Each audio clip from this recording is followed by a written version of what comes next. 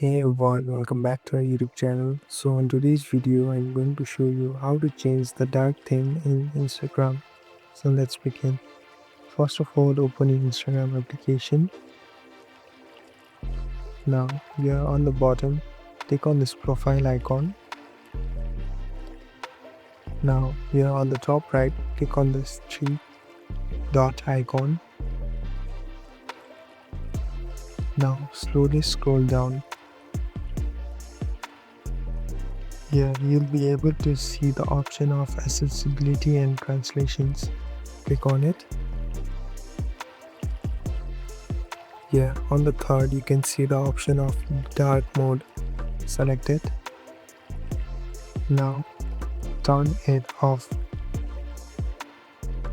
So now you're done. So you have changed the theme from dark mode to normal mode.